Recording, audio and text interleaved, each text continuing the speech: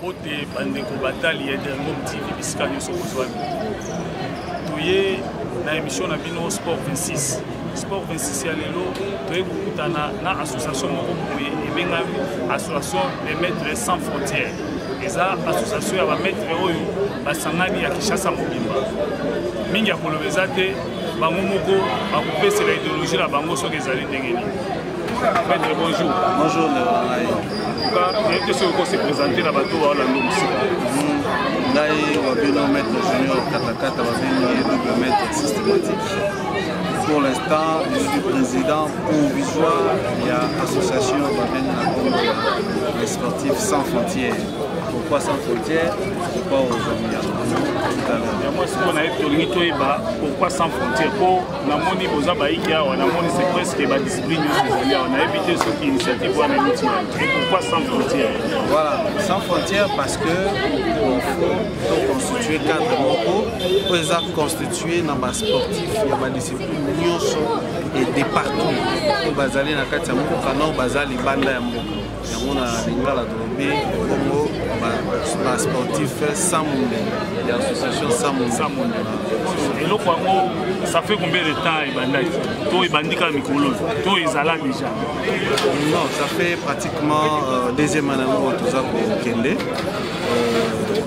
C'est-à-dire kaka ndenge loko nyonso bandaka association se bandaka bandaka mbala moko te, c'est-à-dire bandaka par un initiateur et puis quelques membres cofondateurs quand on m'a sonné Fandi les sous-côtés bon au banda de ça la série de naissance dans la différentes cliniques pour approcher les vrais sportifs la base pour imprégner par l'objectif auto-possible. L'objectif d'auto-possible est tellement très intéressant. Deux raisons la plus sur les lots, le terrain, le stadium de basket double maître, nous nous avons la monnaie pandémie, et ça fait beaucoup de choses à faire pour Ozala, et quand on a fait la justice, pas que ça va être là-bas.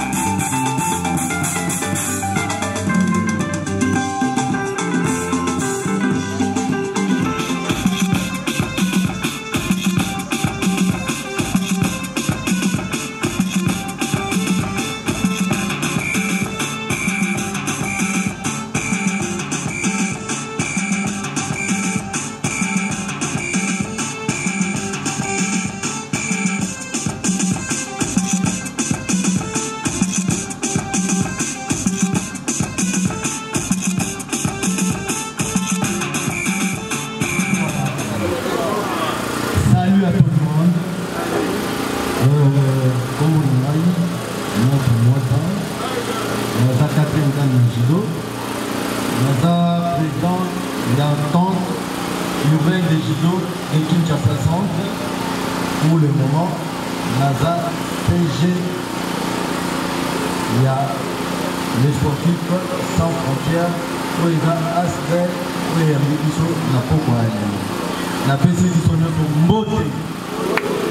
Sans plus tarder, pour Bandi de Bisso, pour faire le programme où il est prévu pour la soirée. 4 points pour traiter na pokwa na moi lombango pour rejoindre temps pendant militaire. Premier point na biso to banana moya bienvenue par le président du conseil des jeunes de la commune de Matete.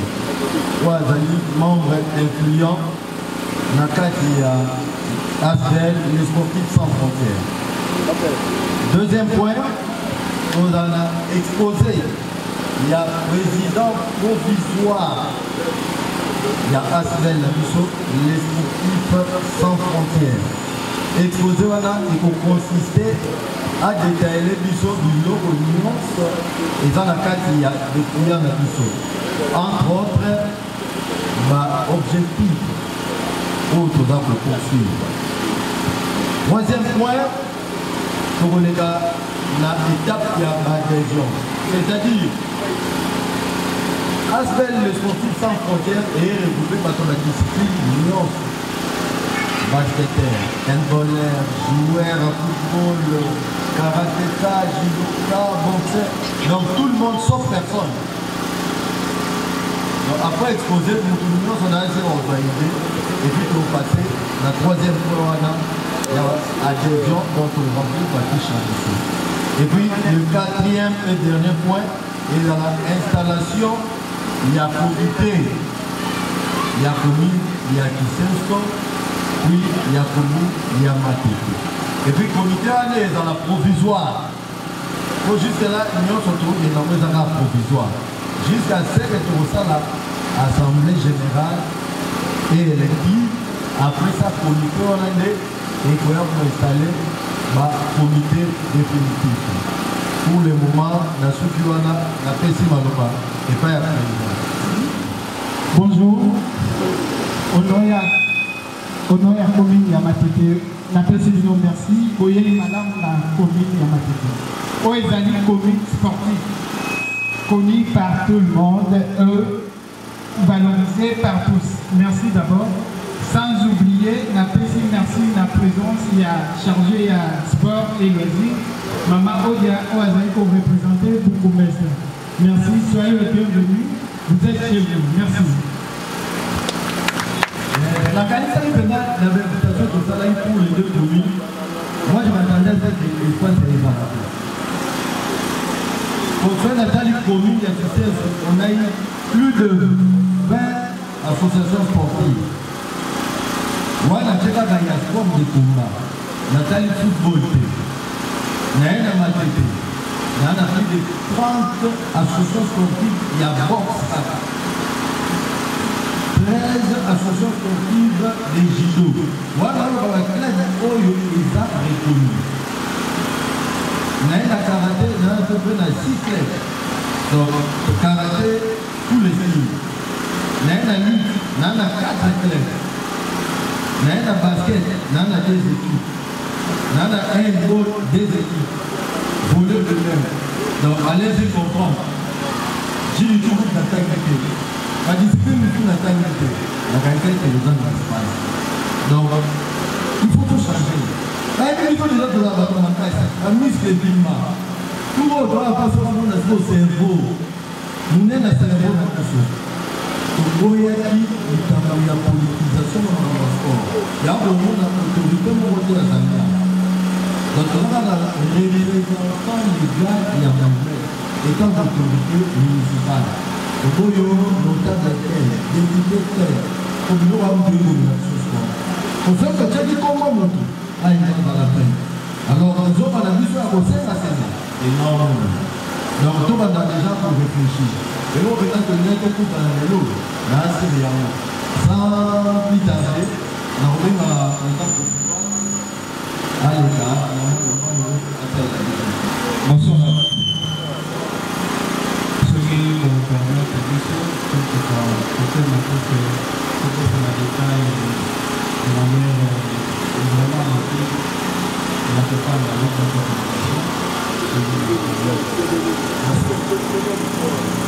Je pense que Toko Magnolango bien na lingala pour décortiquer le point où ils ont inscrit parmi les objectifs pour poursuivre. La préambule na biso, s'il ne faudrait pas se répéter, je crois que l'invitation à la lettre déplier un zalaki pour s'imprégner, mais il est question, il y a un détail, il y a un objectif pour poursuivre. Alors, il y a un autre objectif général na biso. Si vous avez un dépliant, vous avez vraiment au même point. L'objectif général na biso est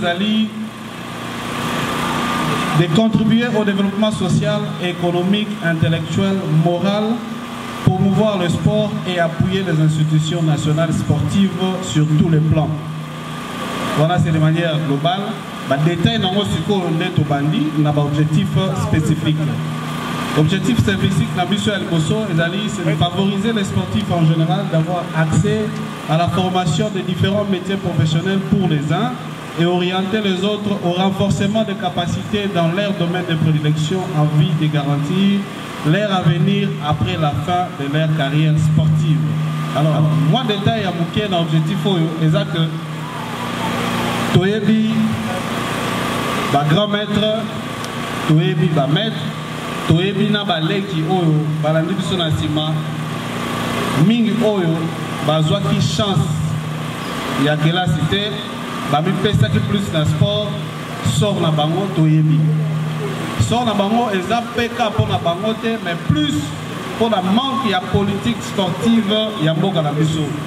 Voilà pourquoi, dans le cadre na biso oyo, il faut contribuer dans ce sens dans le cadre du développement social, moral, économique et intellectuel.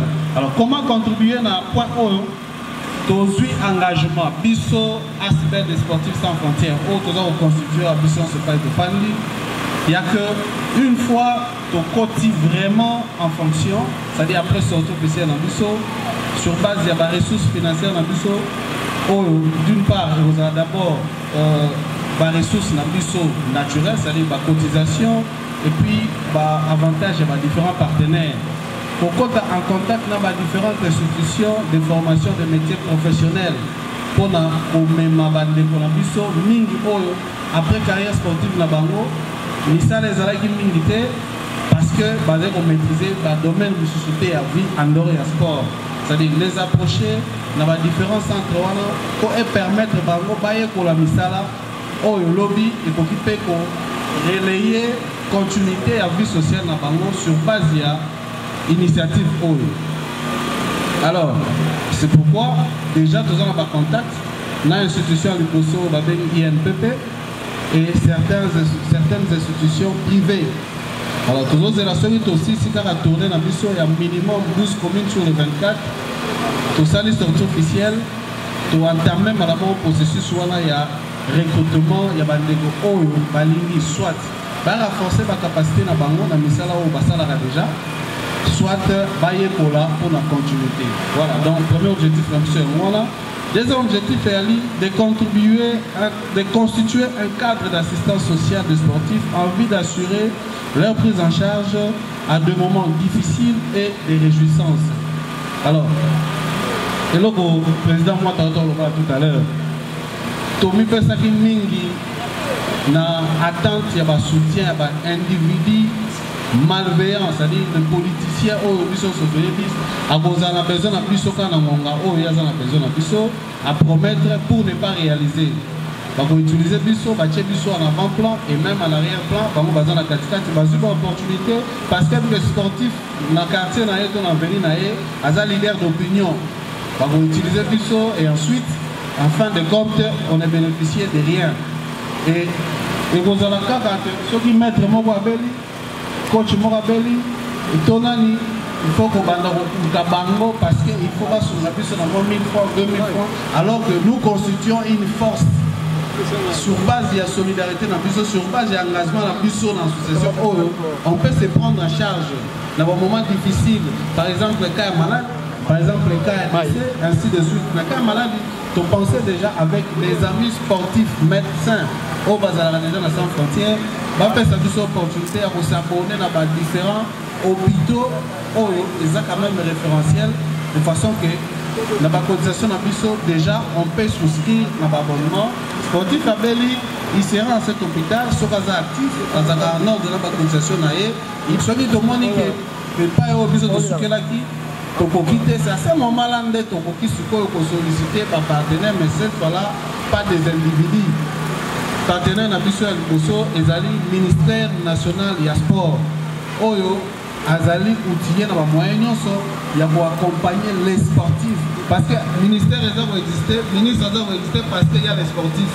De d'une part photo banda ko postuler bango basa la musana na bango oyo esengeli na ba domaine na bango ya prédilection. Voilà, donc na ba domaine wana oyo na niveau ya ba situation difficile. Notre retour au bas tout à l'heure, na cas malade, na cas décès, on va se soutenir mutuellement. Dans un moment, il y a réjouissance, notamment des Guagobala, des Gogo organiser mon activité, il y a réjouissance. Asbel, les sportifs sans frontières, ceux qui ont vraiment actifs, aux règles de la cotisation, en tout cas, aux éligibles dans soutien total dans le moment. Alors, pour passer dans le troisième objectif, de promouvoir la pratique des sports et plaider la cause des sportifs auprès des autorités administratives, techniques et politiques. Comment promouvoir la pratique des sports? C'est sur base des organisations des activités. C'est sur base des initiatives tendant à donner l'impact sur la pratique des sports. Voilà pourquoi Toza obligé, Bisson ne se pas et Tozali, de participer à la promotion et à sport. Dans les réseaux sociaux, merci tout le monde qui bongo Félix Oazé quoi. Alors que mais ni moi na routine na moi na ngai à pratiquer judo. Alors que grand maître moi ya judo to yebi asenga ndeka msusu là la pays tout le monde transport et si les suite à les côté. Là ça décourage pour la montre na mutu ko la Oazé quoi. En tout cas faut donc lukaye to joyer parmi les ambassadeurs des sportifs. Il y a des sportifs en Mboka oko baza mingité mutu fandi à réfléchir à oh mais ma grand-maître oyo batondi sarabatu ma grand-maître oyo bahonorera mboka oyo akei banda mboka zongi a formé baathlète bazwi bamédaille baye mais bazaka mpiaka bazala eloko te vi na bango changera na eloko te. C'est ainsi na objectif oyo ya promotion ya sport et pour plaider cause ya basportif auprès des autorités administratives techniques technique ça veut dire ba fédération na biso et ensuite politique bayeba kosala ndenge nabaki précédemment rôle na bango à défaut et comme appelle un jour que voilà RDC ils ont participé sous terre dans la compétition internationale parce que les sportifs bakoyi que bakokunda sous terre pour honneur ya mboka tout simplement parce que la condition de vie sociale des sportifs yango ezali vraiment à la hauteur les années mona soda PC Valère accueilli à défendre l'intégrité territoriale à Mboka Zongi, c'est de la même façon que sportif. Parce que, par exemple, l'année prochaine, j'ai à francophonie, il y a espace mondial où RDC est organisé. Qui vont compétir? Ils vont participer. Les députés, non. Les ministres étaient, ils sont sportifs. Les sportifs vont venir dans les arrêter. Un exemple patent. La semaine passée, nous avons invité dans le combat de boxe semi-professionnel dans chaque club. Bandeko Bandongwani, Betani Makofi, ils vont gagner, mais jusqu'à l'heure où je vous parle, nous avons à bénéficier attendre $1 à signer un contrat d'engagement. Est-ce que c'est possible? Est-ce que c'est normal? Nous devons profiter et Bundi, parce qu'un individu va organiser pour la visibilité dans les tonini. Et en fin de compte, sportif vas-y et l'autre côté. Du saut aux alibans pour l'instant, cadre haut aux a reconstitué, tu as pression dans le niveau nyos pour que les sportifs a retrouvé valeur naïe, pour que l'entraîneur que vous êtes, coach ainsi de suite, bana o boza kopé sa formation o baza kopé sa république ba médaille dans la compétition internationale boza la paix totos à la paix considéré tous à la paix honoré. Troisième objectif na biso. Quatrième objectif est d'aller organiser, c'est-à-dire d'organiser des rencontres amicales sportives de toutes les disciplines pour consolider l'unité. Alors, je crois les a pour s'inscrire dans la devise de biso, on a cité tout à l'heure. Comment, pourquoi organiser pour consolider force na biso? Nenga toza lelo na matete na kisenso ya biso toza la décourager parce que toza 40, 50, 60 alors qu'il fallait toza la au-delà. Oui, pourquoi? Parce que les bandelnios ils ont toujours biso toza on est to comprendre to koye bandeli to koye pour restituer na ba oyo baza absent et en fin de compte tant to kotika ba comité provisoire, je crois que vous allez avoir un numéro continuer, surtout participer activement. Alors, organiser par activité, par rencontre amicale pour nous consolider par lien à biso pour que lobby to constituer force moko incontournable. Parce que ceux qui les sportifs veulent s'exprimer, tous les sportifs s'expriment, on va comprendre que tous à la majoritaire, parce que ceux qui ont télé, ma famille n'a pas de balai qui n'a pas de karaté ou balanabiso, je pense que tu peux sa force moko makasi. C'est ainsi, et vous aidez Bisopé, et réduire progressivement différents. Il y a des sportifs, il y a commune par exemple, il y a des séances comme ATT, il y a les Bananga, ainsi de suite. Alors, au sein de la famille ou de la grande famille des sportifs sans frontières, tu peux réduire progressivement les différents et vivre ensemble. Le cinquième objectif est de lutter contre la délinquance juvénile dans le milieu de sportifs, le milieu sportif par exemple. Comment y a venir, il y a pour lutter contre Yango parce que tous ont un rôle makasi. Nous sommes des leaders d'opinion, pas tous allés, tous à la mot à dire, peu battre tous jouent un rôle même il y a pour les Ghana police. Parce que police à un moment donné apparaîtra le rôle adversaire, tout le monde va pour inquiéter. Or, bis pas tous allés, balai qui nous balai mis ça tout ce qu'on a vu bayoki. Et dans le milieu sportif, tous ont un rôle tout ça indépendamment de la volonté de l'institution, tout comme tout ça la dépendance de l'orientation de l'institution pour la mission. Alors, même tout ça indépendamment de la volonté de l'institution, par exemple, c'est un milieu sportif, au côté de la mission basketball, alors compétit et déjà, lorsque Toza n'a pas cadre, il y a basketball, la 4e association de mission sportive sans frontières parce que les alliés regroupés par discipline Nyoso.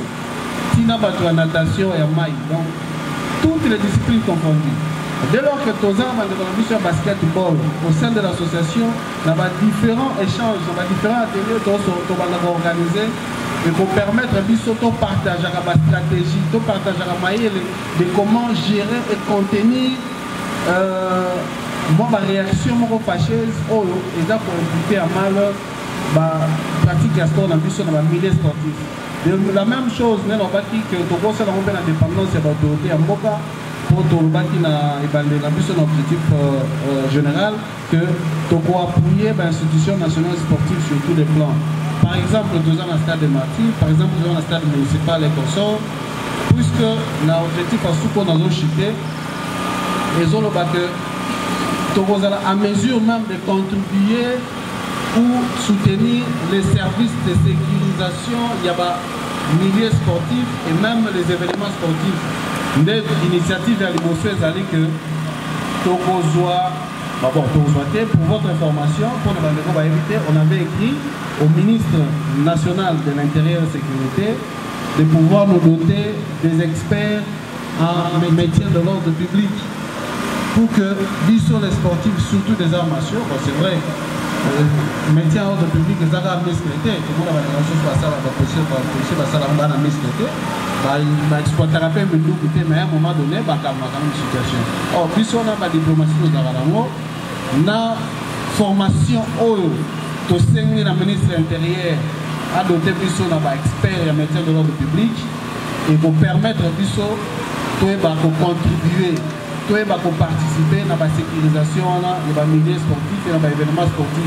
Et en même temps, ça peut créer pour nous même des entrées. Parce que quand, par exemple, dans le stade de Martyrs, un événement sportif les pendant, les policiers sont là, ils sont motivés.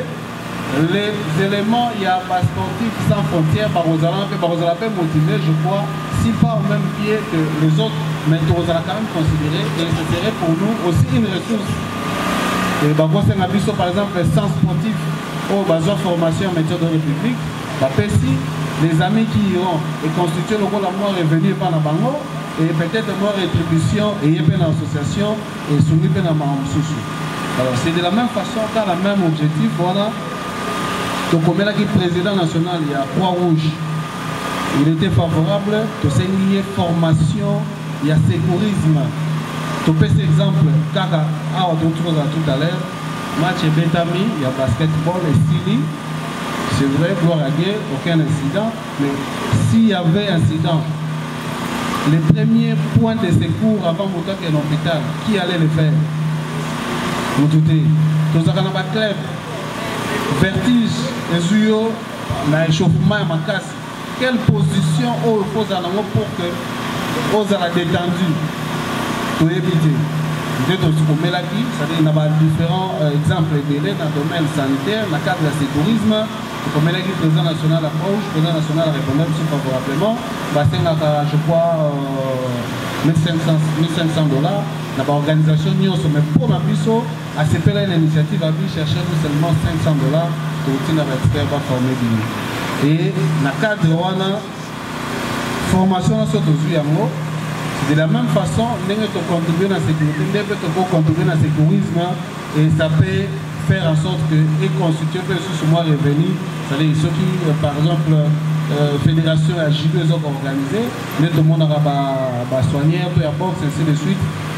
Ils peuvent recourir à la sportif sans frontières ou ils vont former le sécurisme pour faire office, il y a des sécuristes, mais d'une part, moi, rémunération à mon pays.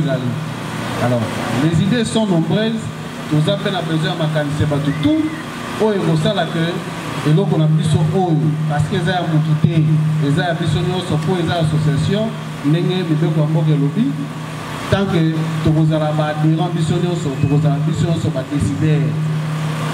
C'est ainsi les Toshité, je crois, la 6e objectif d'Abisso, bien que la personne va détailler précédemment, nous avons quand même lecture dans c'est-à-dire d'appuyer les institutions communes à la sécurisation des événements sportifs et autres au niveau national et international par une participation active des sportifs formés dans le domaine des métiers de l'ordre public et la sécurité rapprochée.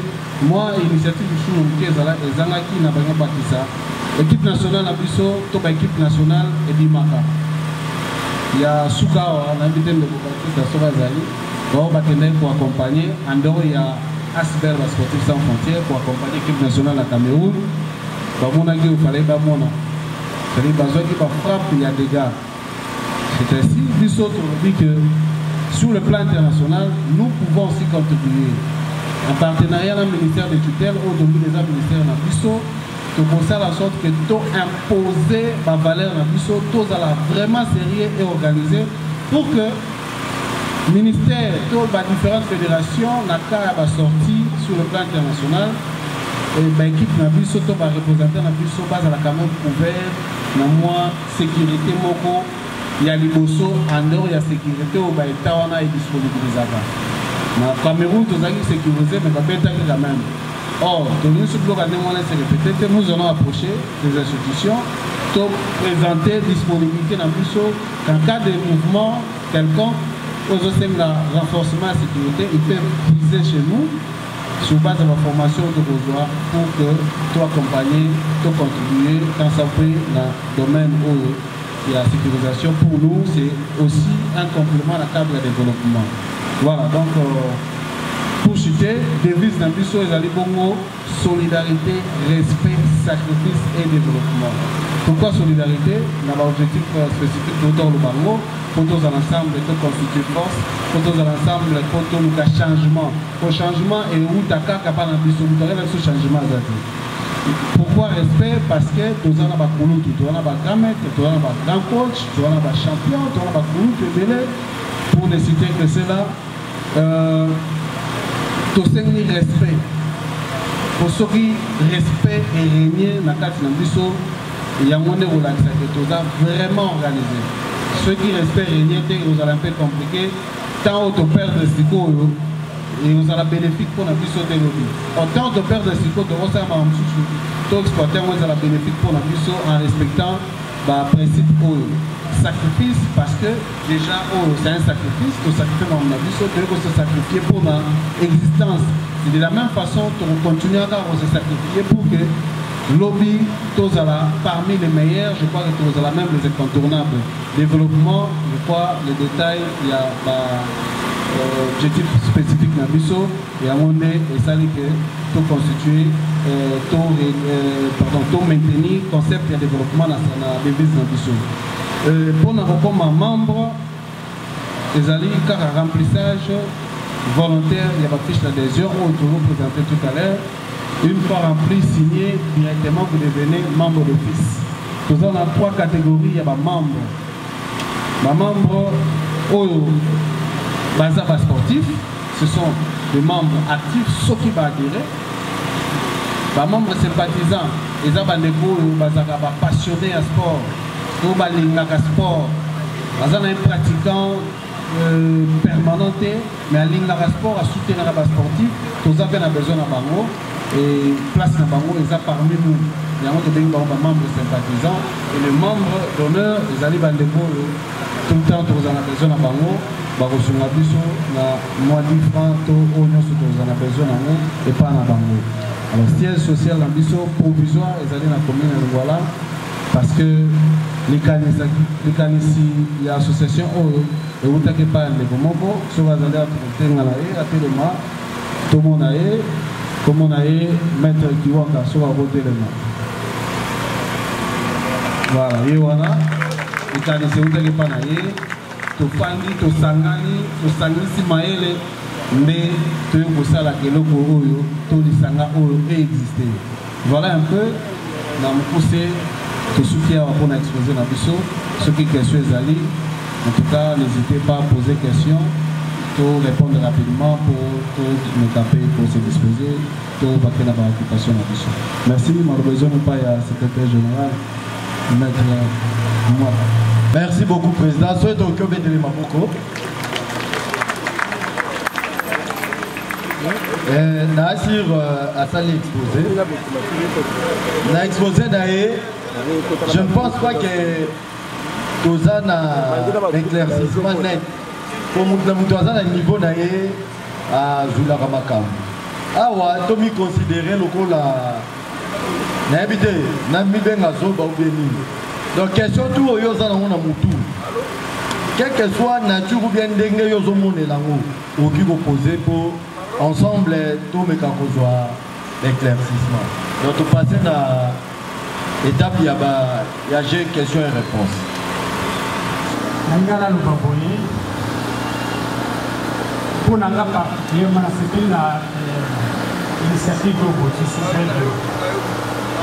Nakainga point mon botondo le bawa ya au côté ça va politicien nakatia nous serons pour ça vraiment la scène il faut tenir bon vraiment on a beaucoup de politiciens parce qu'on veut que ça sport on a dit ça donc yo niveau ça la politique pour qu'on va au ça la carte sport pour ça la politique là oh nous sommes pas sportifs nous sommes pas sportifs organisés donc on se pose des émotions.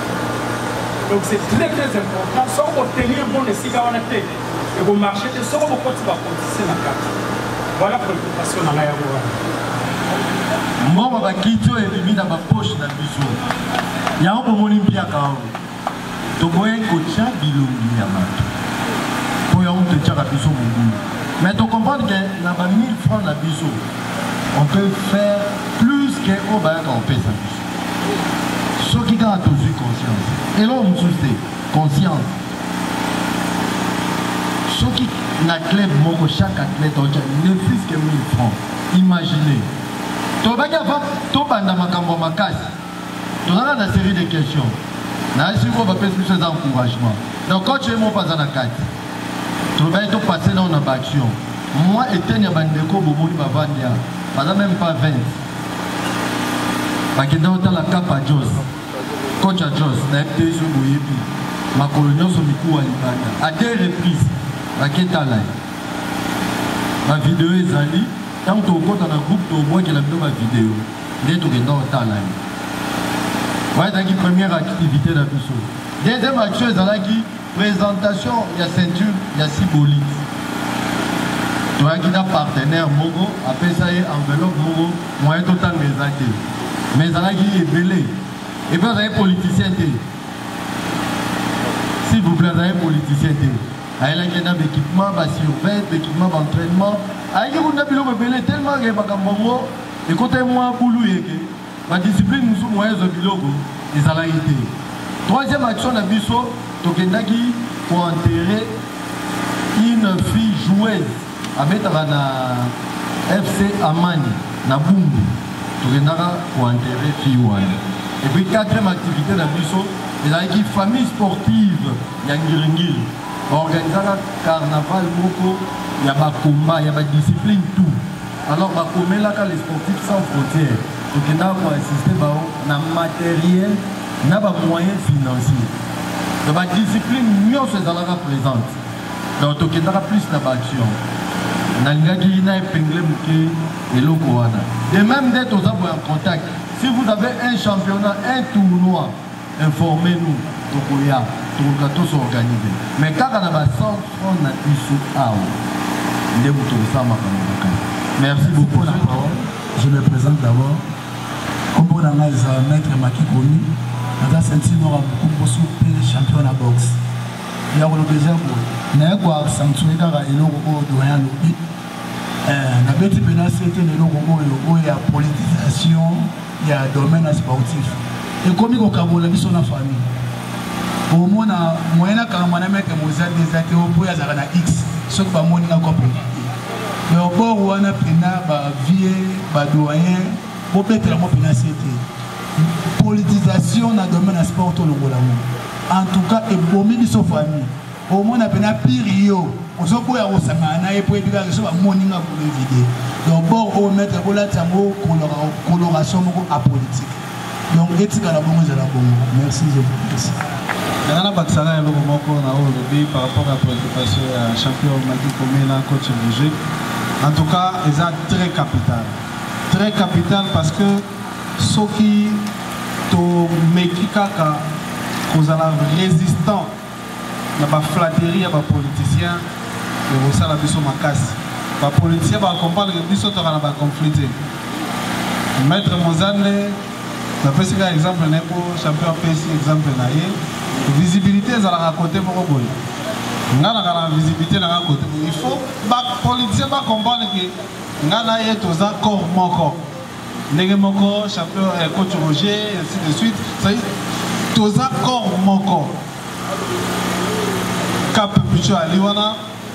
Ngana koto déjà pour la sergent moko za na license colonel mo za koto ba kutani siko colonel akuti sergent mo ba menacer na ngaba colonel asali a ko défendre sergent c'est tous accords moko biso parmi nous division en cause à la tête to manifester vraiment solidarité to sur la bande de ba politiciens ba exploiter biso na ba soutien na bango mais à la limite les arrêtés que nous sommes en train d'exploiter dans Bango. L'OBP ensemble a retenu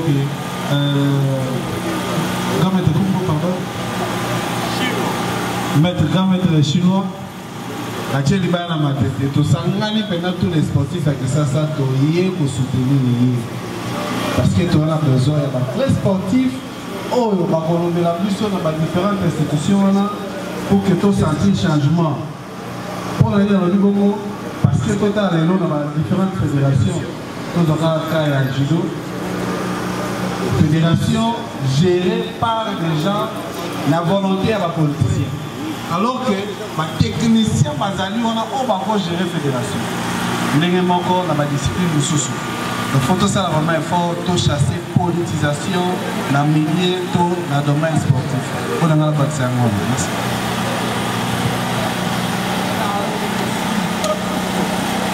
Bonsoir les sportifs. Vraiment, on a CPLIP, on a remercié structure pour y pour Sungabiso, vraiment la carte à domaine de sport. Dans la yoki, on a que sport d'abord en tant que sportif, sport est apolitique. Les politiciens, tous les qui ont des sponsors na biso. Mais là, on a aussi un biso tant que on a un salon de sport. On a un biso moko na to miyeba. Tant au côté, on a un eloko na yo, on a un discipline oyo poni pe on a ba moyen na yo. Et là, on a un biso passe ni ali ko za ba moyen. Ndeza la raketo la ndaka ba sport ba politicien. Mais ekobonga malamu tant to koni sala oyo. Tout dans la biso moko na quelque chose parce que toi ba patron. Un sportif à la star, ou un patron, donc Nicolas, ntango yo okota kati ya basolongo okende ozala malanda ngulu te nde eloko vraiment nga nasengi mpe nasepeli na structure oyo ekoakompagne biso toluka vraiment tokoka mpe bango nde balanda biso ape na sportif. Merci beaucoup. Oh, ngaza maman Odia Katala, Odia Thérèse, nga chef à service à sport. Nayambaka vraiment des différentes coachs et responsables de sport dans des clubs. Nabi vraiment difficulté la bino. Naebi est-ce que soukaka, ngabe na soukaka. Bon, nous avons le lobaté mais nous avons apolitique. Merci beaucoup. Merci. Bonsoir. Oui, continuez dans le domaine du sport, football. Nous avons une question qui moi rappelle que côté la biso va ballon. Donc balle la matite pour vivre vraiment ma casse. C'est pour cela que bon dans les lobans la plupart dans la place on s'est trouvé des terrain et ça c'est tout c'est une initiative au côté taper dans le domaine la biso va balle. Parce que les lobans dans les lobos na bakuluna les lobos ça les athlètes on a eu kalomo na bana ba asimo des gens sur terre ko betaka. Les lobos ça on s'est trouvé ça bato kosunga biso bazalité dans le domaine où il y a minité pour bien botala aka mingi bato basido bato banini biso côté bali sport roi et c'est beaucoup fort donc vraiment on met maintenant au côté ça peut suivi côté la biso. Merci pour la parole. La maître Freddy, ceinture noire 4e dan na karaté. Nalina Lobaboye. Bolobi, on m'a dit déjà pour assister Baki. La moyenne à financement, je ne sais pas, on s'en a dit pour la contribution. On a dit sur le sous de le rôle à l'île. Alors bon, mais on va éclaircir sur photo. Merci. Pour la parole. Bonjour à tous. Oya Moko Nekolo, Jidokana, voilà. Question à moi, vous souhaitez à vous. Tous les sportifs. Les lots, nous avons la politique ailleurs à proposer surtout ça sécurité. Est-ce que sans frontière à Boboya, on a pété sur caché sans frontière Boboya, tout à Bossa, la mi-balle. Mboka na biso bébé tambola politique et le but place to bi na biso ba mettre ya moi l'état congolais balobi ba soutenir le biso est sans frontière à Boboya tout à Gondi na invité sur chef pour moi.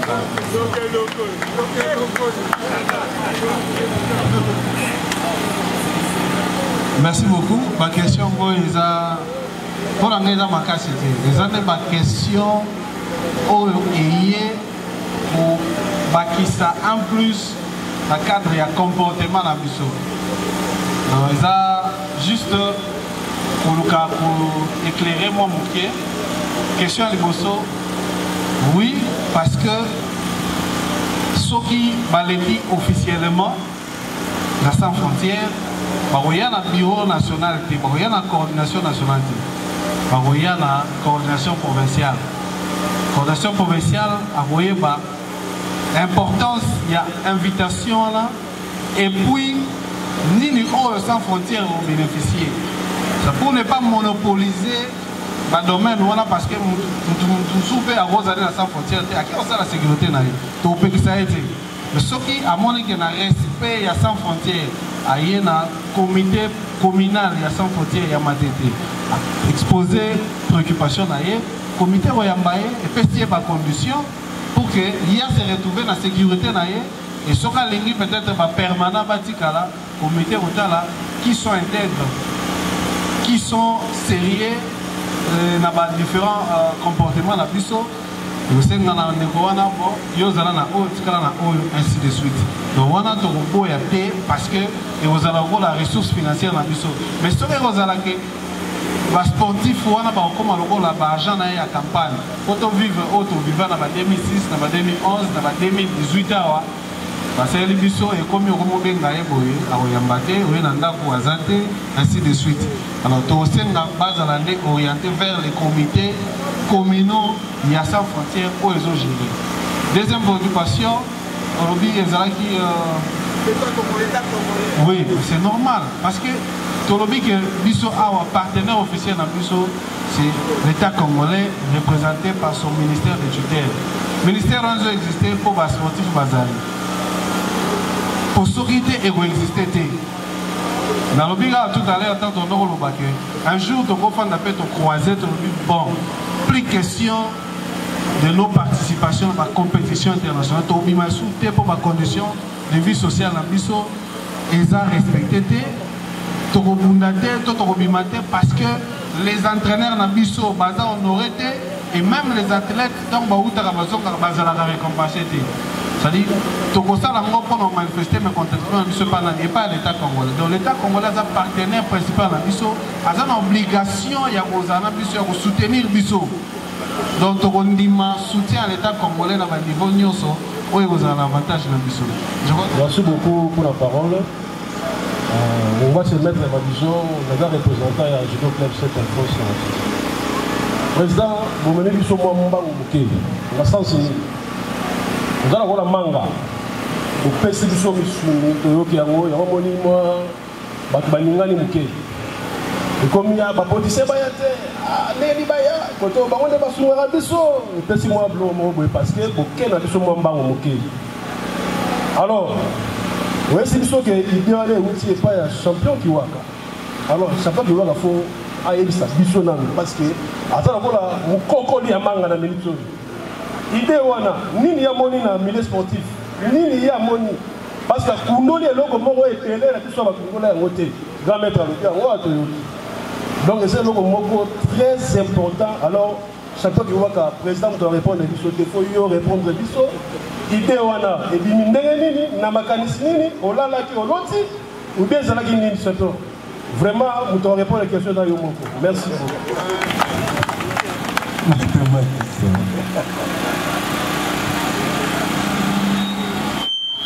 Bonsoir à tous. Aujourd'hui, si on a la message, on a juste d'aller dans un sportif, dans un boxeur, entraîner la boxe, dans un judoka, ceinture. On a collé dans le sport depuis pour moi. On a une famille qui est sportif. Je ne suis pas sûr que moi dans le sport, je suis bénéficié moi tant pour le moment. Il y a des exemples, par exemple, il y a Koulout dans le donc, nous sommes sportifs, nous sommes dans les arrêtés. On a fréquenté la commune tout dans la ranking de la commune. Mais nous avons mettre la commune à côté. On peut pour l'année. La famille Nathalie, pour le lot, peut-être la faute de la studio, tout le temps dans la moto, grâce à sport. Et puis, nous sommes cassés. Mais normalement, on a l'âge de l'âge, on n'a jamais entraîné. Il faut avoir un sportif. Le rôle de l'État, on l'a dit, on a manqué entraînement. Seul le lot de communes va entraîner déjà cause de développement. Le bolinozate. Si vous avez un peu moko, tolingana, tout ça l'effort, pour les qui n'a pas master, n'a pas yaya, pour bazo bunda, bazo chance, oyo, biso dozo. Nous moni na vanda na nationalité, na bengi bande pour la non. Est-ce que c'est pour ça que nous monter à sensibiliser tous les sportifs et à corona bazali banda mboka pour tous se soutenir. Exemple, présentement ta auto pesa. Attends 1 euro somme dans un problème. Oui, et ma combien? Donc, juste ébaner les à la face, mieux vaut la fin d'une chose que ce commencement. Tout ce qui nous sommes encore ensemble. Merci. C'est là adhésion pour mon installation déjà te repousse à moi. L'installation de Rotika Batmatika pour s'organiser. Parce qu'on a des communes qui sont sous EMATT. Merci beaucoup.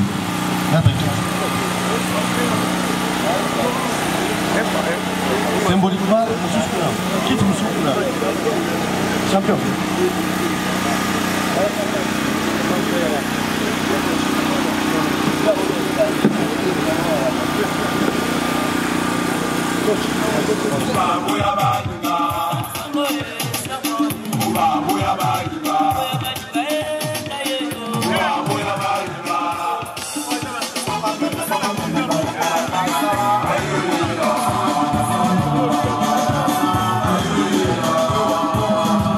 Je suis ravi.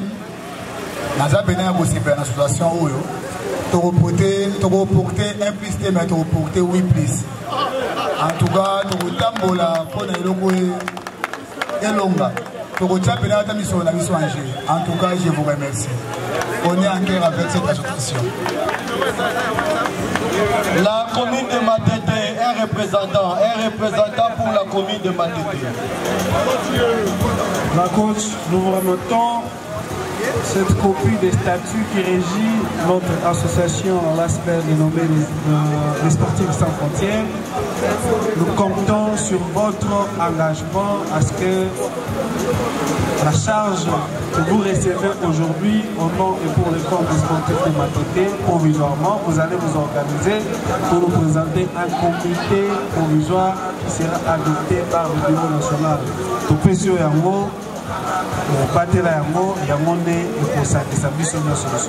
Merci beaucoup. Merci beaucoup, Président. C'est béni. Vraiment merci. Ça a plaisir. Coach Roger, boxeur depuis 1969. Donc j'ai aujourd'hui, je crois, 52 ans. Combien de la 52 ans, s'il vous plaît.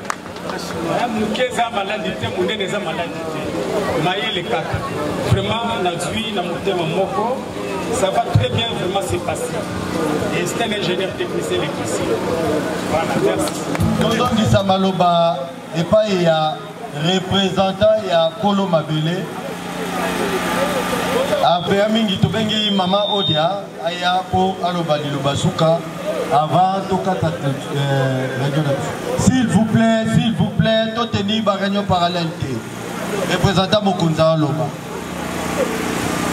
Merci beaucoup. Merci vraiment à Sportif Union sur la Matete. Nous avons fait un remerciement et belé dans le président de Bisso, Oyo, à la même chose que Oyo. Et nous avons un témoignage, nous avons un témoin oculaire, dans le Bola, Oyo, dans la remise à Saint-Dir, il y a 6 polices, nous avons fait déjà. Nous avons fait à Zali, nous avons un témoin oculaire, comment nous avons fait à Saraki. Comment on a dit que présence d'abord à Matete awa eza ba bola mo ebele oyo ko salama parce que ba commune eza na mo ebele mais tala vraiment ba loti biso donné ba loti biso eza ndoto na yo ndoto lota ka pona o salaka ezwa nzoto. Vraiment merci beaucoup président. Et merci aussi à mon maître qui m'a vraiment aussi recommandé de les représenter et de faire à ce que cette organisation puisse avoir lieu. Merci. Le point focal qui c'est Maître Maki Komi. On a point focal, il y a Matete, toi la coach Roger. Donc 2 personnes pour les 2 communes. Là, sur Ponalelo, Tosugi Awa, Tozongi Malamu, Zambaba Telabiso. Merci beaucoup.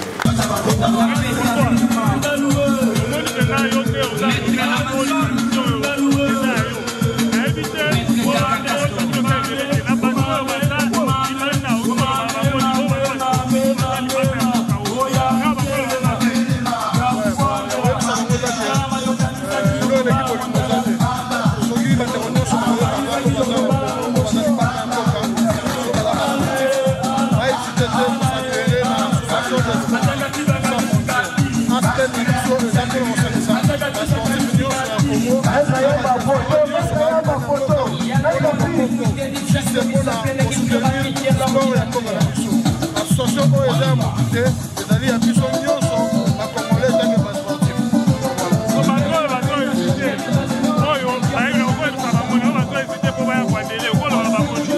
Comment passer comme nous sommes basqués une association jamais coïncité. Nous basqués d'un coïncité pour la réputation sportive de débat. Mais les autres ont intéressé à moi de façon de photos dans la commune comme même Bakoulou n'a pas de suspense dans la commune. Donc l'union fait la force. Il faut vraiment être génial. Là c'est plus le recours parce que le lot comme on a pas Bakoulou n'a pas comme l'énerve de chez la ville à Kinshasa. Donc le Bakoulou ça veut pour ça. Il y a un mot de 5 à la passeport tout est ville à Kinshasa. Donc ça ini tout la bombe ça est au salina que tu rentres nous. Nous n'avons pas terre, nous avons voulu terre, nous avons voulu de parce que pas na Bakoulou va ça Bakoulou ana. Les l'autre famille va dans le bango. À tel moment on a voulu na dans la puissance tokange totie na maboko ya la police dans la secteur de sportif tout dans la bomoko la rakete dans la bomoko tout ça sont moko andeko tokomi na suka ya tranche na biso oyo ezalaki ya aspect les sportifs sans frontières bino moko boyoki ndenge balimboleli bino ezali mouvement moko eza mpena malamu ndenge bango moko balobeli boyoki baobjectif na bango boyebi biti na bango balobeleli yango balimboli biso malamu na bino bandeko na biso boza mosika oyo boyoke boza basportif ya tout tendance kokondi oya bosadere na mouvement oyo bapesi bakordone na bango atuka eza eloko moko ntango babengisaki biso toyaki po tomonaki eza malamu gamete masaka maboyi nayebi ke kuna oza na baite osakisaka bato kuna ebele soki moye ezali ndenge bokomonela makambo oyo bokoki mpe koadere na eloko yango wana tokozwa biso mpena eza ebele te tokomi na